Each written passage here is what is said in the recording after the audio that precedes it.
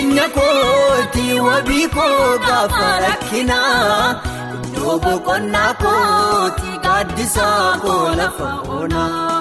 guyyaa muddama kooti fira dursee kan dirmatu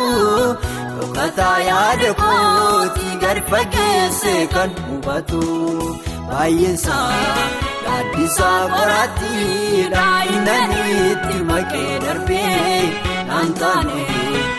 Doona boqochiisu keessi koo gaafa dadhabee cabakoo dhiibbachuu barbaade dhaqee namas cabee galaa miidhamni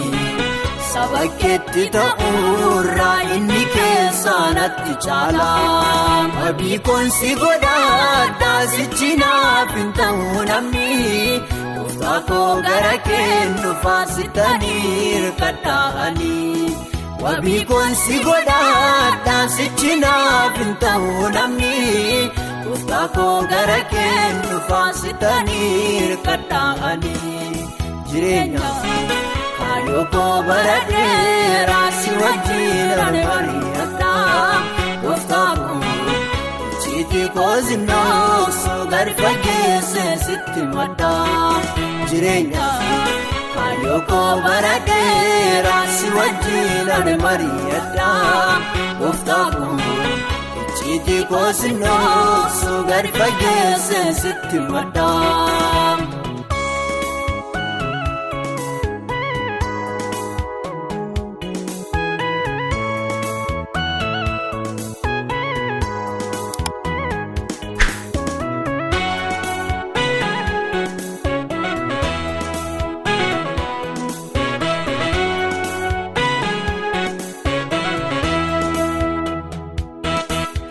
Tirkattee kuufnaan harki kee lafaana kaasee yoo guyyaa rakkinaa Yesuus koositu qopheessee silaallee badeenaaf barbaadameyyuu hin argamu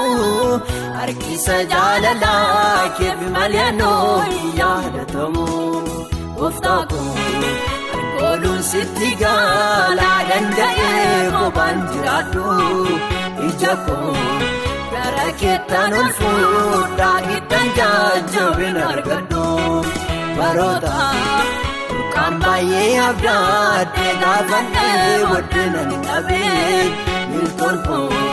warraan wajjin adeemu nagatamee gaafa ni dadhabee.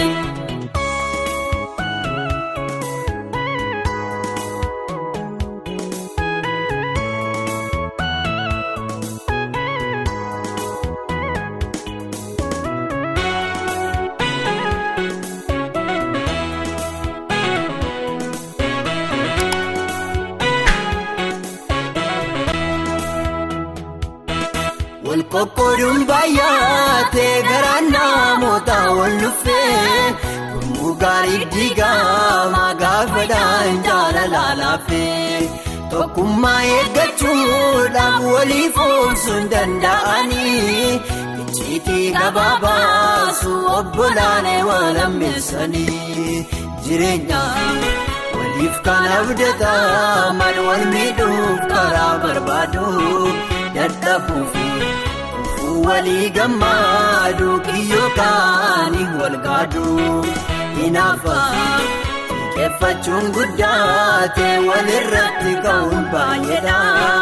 gatamuuf ajjecha obbolootaaf sababiin wal isaaniidha abdii koo yeroo hundumaa amanannaa koo jireenyaa sitti hirkadhee gaaffii qabu. Harki kee faana hin dadhabu abdii koo yeroo hundumaa amanannaa koo jireenyaa sitti hirkadhee gaaffii qabu